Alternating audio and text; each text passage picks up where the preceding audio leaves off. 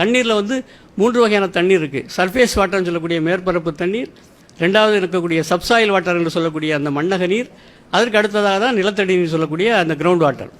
இப்போ நம்ம கிரவுண்ட் வாட்டரே பார்த்தே கிடையாது. எப்போ போர்வெல் தொழில்நுட்பம் வந்துச்சோ அப்போ தான் நம்ம கிரவுண்ட் வாட்டருக்குள்ளே போனோம். ஏன்னா அது எடுக்கவே கூடாது.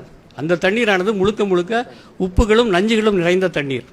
அதை தான் நம்ம எடுக்கிறோம். இப்போ நீங்கள் வேடசந்தூர் இது திண்டுக்கல் பக்கம் போனீங்கன்னா அந்த தண்ணீரில் வந்து ஃப்ளோரைடு இருக்குது.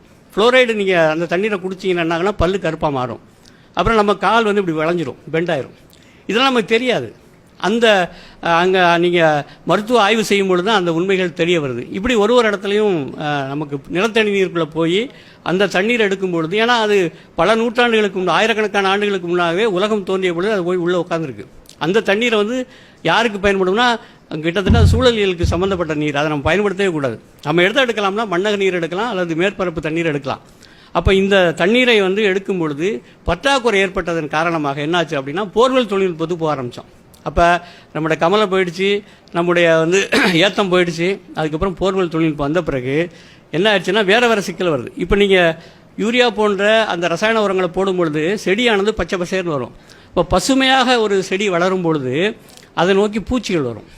எப்பயுமே சாப்பிட்ற இடத்துல நம்ம இருக்கிறோம் அப்படின்னா ஒரு பக்கம் பழைய சோறு, இந்த பக்கம் பிரியாணி வச்சுக்கணும்னு வச்சுக்கலாம், நம்ம பிரியாணியை நோக்கி தான் போவோம். அதுதான் இயல்பு. அதுபோல் கரும்பச்சையான செடிகளை பார்த்து அந்த பூச்சிகள் வரும். பூச்சிகள் வந்த உடனே என்ன ஆகுது அப்படின்னா பூச்சிகள் நிறைய சாப்பிட உடனே விவசாயிக்கு அச்சம் வந்துடும். ஐயோ பூச்சி வந்துருச்சு அப்படின்னு சொல்லிட்டு திருப்பி ஓடுவார் கடைக்கு போனவுடனே ஒரு டப்பா எடுத்து கொடுப்பான். அது மருந்துன்னு பேர் அப்படின்னு சொல்கிறது.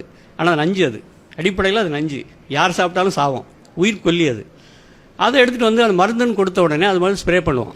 அது வந்து முதல் தலைமுறை நஞ்சு.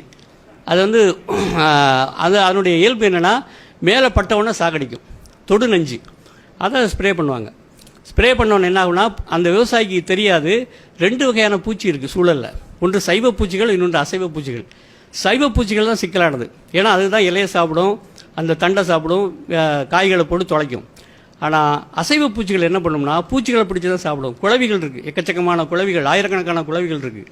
குளவிகளை நம்ம பார்த்தோன்னு பயப்படுறோம், குளவி அழிச்சோன்னு நினைக்கிறோம். இல்லை, குளவிகள் நமக்கு நண்பர்கள். அதே போல் 8 கால் பூச்சி இருக்குது, ஸ்பைடர்னு சொல்கிறோமே, அந்த சிலந்தி பூச்சி. இப்படி வந்து எக்கச்சக்கமான பூச்சிகள், நன்மை செய்யக்கூடிய பூச்சிகள் இருக்குது. அப்போ நீங்கள் ஸ்ப்ரே பண்ணும்போது நன்மை செய்கிற பூச்சிகள் தான் அழியும் முதல்ல. ஏன்னா அது வேட்டைக்காரன் மேலே பறந்துட்டு இருப்பான். அவன் அந்த செடிகளுக்குள்ளே ஒளிஞ்சிக்கிட்டு இருக்கக்கூடிய தீமை செய்கிற பூச்சிகள் அல்லது சைவ பூச்சிகள் தப்பிச்சிரும். அது மட்டும் இல்லாமல் இந்த பூச்சிகளுக்கு 4 பருவம் இருக்குது. ஒன்று முட்டையிலேருந்து புழுவாகும், அப்புறம் கூட்டு புழுவாகும், அதுக்கப்புறம் தான் அந்தி பூச்சியாக மாறும். அப்போ நம்ம தெளிக்கக்கூடிய அந்த பூச்சி கொல்லி என்று சொல்லக்கூடிய நஞ்சானது எதை ஒன்றும் பெருசாக பாதிக்காதுன்னா முட்டையையும் கூட்டு புழுவையும் பாதிக்காது. ஒரு வாரம் கழித்து திருப்பி நிறையா பூச்சி வரும். திருப்பி ஓடுவார் விவசாயி கடைக்கு, 2வது ஒரு நஞ்சு எடுத்து கொடுப்பான்.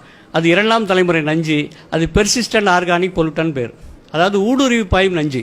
செடிக்குள்ளே நஞ்சு வந்துடும். அதை நம்ம எடுத்து சாப்பிடும் பொழுது நாம் சாப்பிட்ற காய்களில், கீரைகளில் எல்லாமே நஞ்சு. அப்போ நஞ்சுண்ட சாமிகளாக நம்ம மாறிடும் தொடர்ச்சியாக. அப்போ இந்த 2ஆம் தலைமுறை நஞ்சு போய் 3ஆம் தலைமுறை போய் 4 போய் 5 வந்தாச்சு, 5G வந்துட்டோம். அப்போ தான் கண்டுபிடிச்சாங்க பூச்சிகளெல்லாம் அழிக்க முடியாது. இது ஜெனிஃபர்னு ஒரு அம்மா 10-15 ஆண்டுகளுக்கு முன்னாடியே சொல்லிட்டாங்க. எப்போல்லாம் நீங்கள் ரசாயன உரம் போடுறீங்களோ அப்போ பூச்சிக்கொல்லி தெளிச்சாகணும், எப்போல்லாம் பூச்சிக்கொல்லி தெளிக்கிறீங்களோ அப்போ ரசாயன உரம் போட்டாகணும். இது ஒரு நச்சு வளையம், அதுக்குள்ளே போய் மாட்டியிருக்கோம்.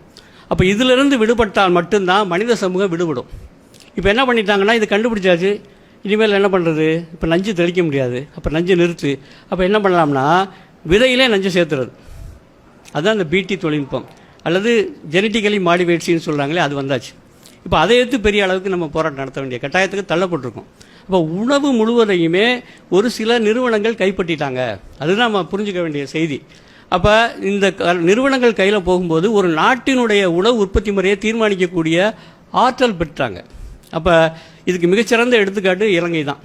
இலங்கையில் போனீங்கன்னா நான் சென்ற வாரம் போயிருந்தேன். ஒரு 15 நாட்களுக்கு முன்னாடி அவங்க அந்த ஒரு பயிற்சி கொடுக்குறாங்க அந்த விவசாயிகளுக்கு தற்சார்பு வேளாண்மை எப்படி பண்ணணுன்றது. அவங்க பார்த்தீங்கன்னா ஒரு தேநீர் 200 ரூபாய்க்கு விற்கிறான்.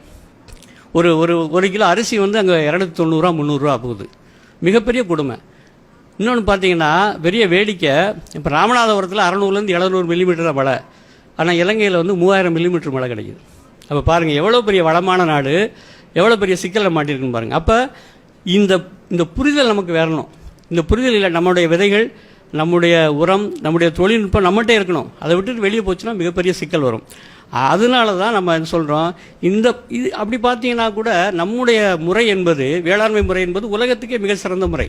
பார்த்தீங்கன்னா உலகத்தில் எங்கேயுமே இல்லாத ஒரு மிகப்பெரிய அறிவு மரபு நமக்கு இருக்குது, தமிழர்களுக்கு உண்டு. அதுதான் நம்ம திணையியல்னு சொல்கிறோம், திணை கோட்பாடுன்னு சொல்கிறோம். குறிஞ்சி, முல்லை, மருதம், நெய்தல் அப்படின்னு நிலங்களை பிரித்து ஒரு நிலத்திற்கு ஒரு வகையான வேளாண்மை முறை நம்மகிட்ட இருந்தது.